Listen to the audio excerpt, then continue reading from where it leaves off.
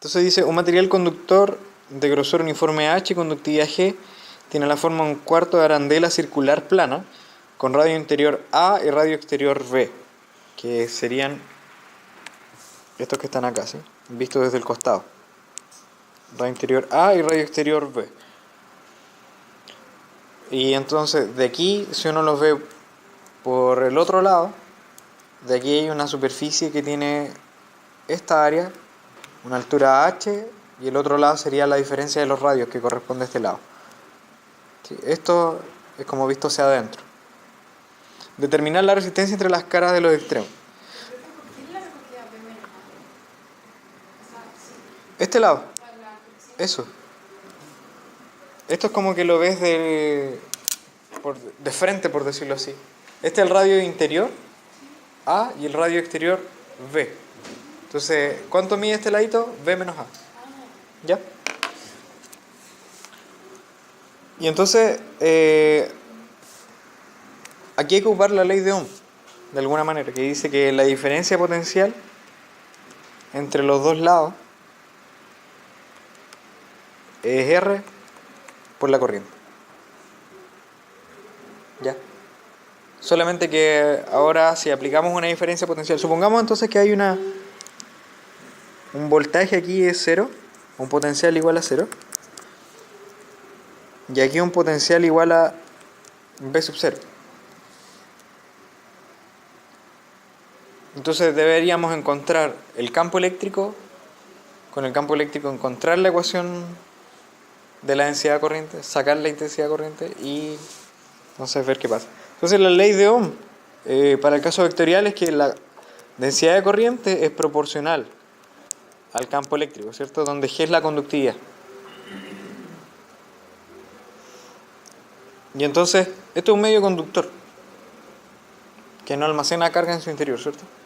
La carga se va a los bordes, entonces, si queremos sacar el potencial, la ecuación diferencial que nos responde a eso es el laplaciano. O sea, la ecuación de Laplace. Y entonces, por la simetría del problema que tenemos, desde el frente tenemos que es un arco de circunferencia, ¿cierto? Pero esto tiene una profundidad. Entonces las coordenadas a utilizar deberían ser las coordenadas cilíndricas. ¿Y el laplaciano en coordenadas cilíndricas? Tiene profundidad, ¿no? ¿Sí?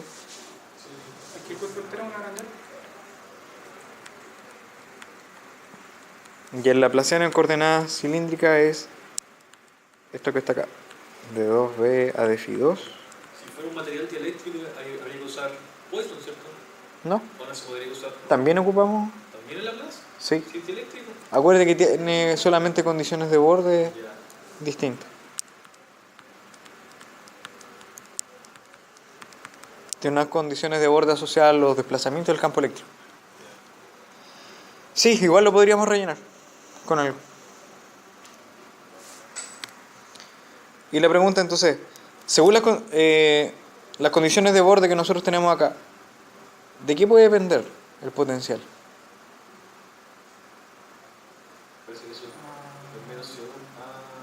Radialmente no debería depender, ¿cierto? Porque... tú dices que depende solamente de phi. Sí, yo igual digo lo mismo. La profundidad no debería depender, ¿cierto? Porque estamos diciendo que en toda la tapa de abajo tiene el mismo potencial y en toda la tapa superior también debería tener el mismo potencial. Entonces no depende de Z, ni tampoco va a depender del radio, ¿cierto? Porque estamos hablando de las tapas. Entonces, de lo único que puede depender es de phi. Y por lo tanto la ecuación a resolver es la segunda derivada respecto a phi igual a 0. ¿Una ecuación lineal? Sí, es lineal. Todas estas son lineales. Y la solución de esto es... ¿Qué cosa yo la derivo dos veces y me da 0? Una línea recta, ¿cierto? O sea, phi, el potencial de phi debería ser una constante por phi más otra constante donde esto las vamos a determinar con las condiciones de borde. ¿No es negativo? No, sí, no. ¿Cuáles son las condiciones de borde? Bueno, según el sistema de coordenadas que ocupamos, podría ser que el potencial en 0 vale 0 y en pi medios sea b sub 0, ¿sí? Entonces la primera condición, que es esta que está acá, de la condición 1 tenemos que si evaluamos en 0, es A por 0 más B. Y esto debería darnos ceros, entonces B inmediatamente nos da 0. La segunda condición de borde es que en pi medio nos dé B sub 0. Pero entonces esto es A por pi medio igual a B sub 0. Y entonces de aquí sacamos el valor de A, que vale B sub 0 entre 2 y pi. ¿Ya? Y por lo tanto tenemos la expresión del potencial eléctrico entre los dos extremos, que sería 2B sub 0 entre pi por phi. ¿Ya? Ahora tenemos el potencial, podemos calcular el campo eléctrico. Entonces el campo eléctrico era menos el gradiente del potencial, ¿cierto? Donde el potencial dijimos que era 2B sub 0 entre pi por phi. Entonces la única componente que sobrevive acá del potencial debe ser lo que tenga que ver con derivada respecto a phi, ¿cierto? Porque no depende ni de z ni de r. Y esto es menos 1 entre r, la derivada del potencial respecto a phi por el vector unitario correspondiente. O sea, el campo eléctrico es menos 2B sub 0 entre pi por phi unitario. Ah, y me faltó el r.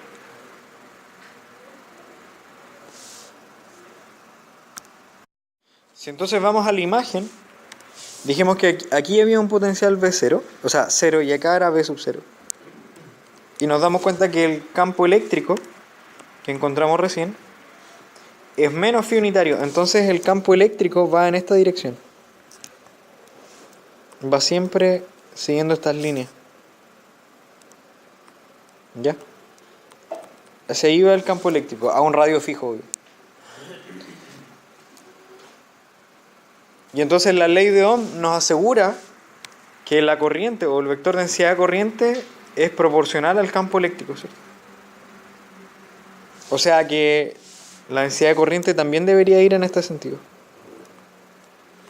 En el mismo, ¿sí? Entonces la corriente va de donde hay mayor potencial a menor potencial. La corriente. Sí, el vector densidad de corriente. ¿Ya? Y entonces sería menos 2G por B sub 0 entre pi por R, phi unitario. Ese sería el vector densidad de corriente.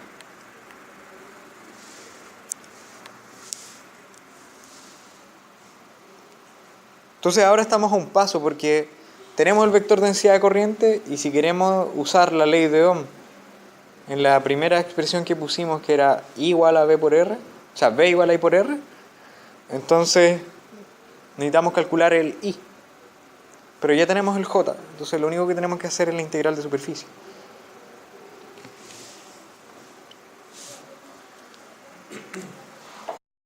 Entonces, ¿qué superficie consideramos? Podríamos haber, ya que sabemos que la corriente viene desde el lado superior hasta el inferior, ¿cierto? Tenemos que este es el radio, esto si lo vemos como desde abajo, ¿sí? Esta parte era el radio A, esta parte es el radio B, y todo esto que está acá es la altura H. No, al revés. Eso es B menos A. Y este lado que está aquí es H. Ahí sí. Y el área va a estar va a ser todo eso. Y el vector correspondiente, el vector normal correspondiente sería menos phi unitario que va hacia abajo. ¿Sí? Entonces la corriente que va a fluir por ahí es la integral de J punto dA. ¿Y cuál es el área? Resulta que esto es un rectángulo. Esto es un... ¿Y por qué debo elegir ese phi unitario? ¿Es porque va en dirección del campo eléctrico? Si fuera hacia arriba el campo eléctrico, ¿ahí sería phi positivo, el unitario? En realidad daría lo mismo, porque en la ley de Ohm, esa B es igual a I por R, tú consideras los valores absolutos. Ah, ya. ¿Ya? Así que si tú pones el de arriba, lo único que te dice es menos, el que vamos a calcular ahora. ¿Ya? Pero en este caso el campo eléctrico va hacia abajo. Va hacia abajo. Ah, Sí. Pero entonces, ¿por qué sería positivo si es que va para abajo? no, sí, negativo. No, es negativo. Es negativo, pero el vector unitario también es negativo. Entonces la corriente que fluye ahí es positiva. ¿Ya? Entonces el elemento de área acá, si pensamos en una pequeña región, es de R por este lado y por aquí tenemos que todo esto vale H, ¿cierto? Entonces sería sumar hartos rectángulos nomás. Y nos quedaría J punto dA, que en el fondo es de R por H, y el vector unitario dijimos que era menos phi unitario.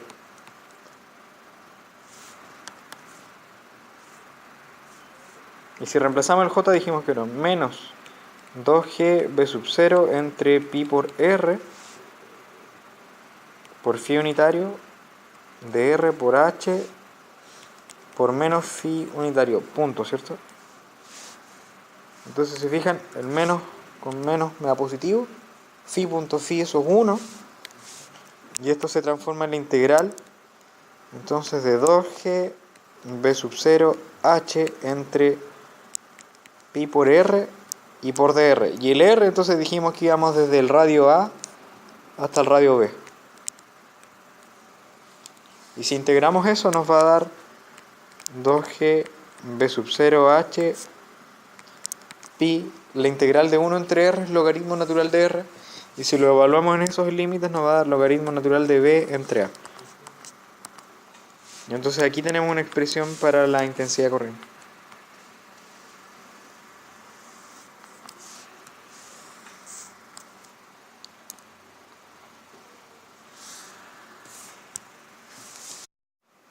Y resulta entonces que tenemos la intensidad de corriente, tenemos la diferencia potencial que fue la que asumimos, ¿cierto? Y la corriente nos quedó en términos de la diferencia potencial porque la corriente nos dio 2G por B sub 0 entre pi logaritmo natural de B entre A, creo, ¿no? El voltaje entre los dos lados dijimos que era B sub 0. Ay, me faltó el H. Y entonces todo esto satisface la ley de Ohm porque el medio es conductor. Que sería V es igual a I por R o delta V. ¿Sí? Profe, ¿qué es ese veo que puso al lado? B sub 0 fue la diferencia potencial que nosotros asumimos entre las placas. O sea, entre un lado del conductor hasta el otro. Entonces, si reemplazamos nos queda B sub 0, que es la diferencia, ¿cierto? Es igual a la corriente que calculamos, que es 2G B sub 0 por H entre pi, logaritmo natural de B entre A, por la resistencia, que es lo que no conocemos. Y si se fijan, el voltaje aquí no nos va a jugar, no nos va a hacer nada, porque nos quedó todo en términos de ese potencial. Y entonces la resistencia, al despejar acá, nos va a dar, a ver, logaritmo natural de B entre A dividiendo 2G por H y pi arriba. Y entonces esa es la resistencia que hay en la arándula.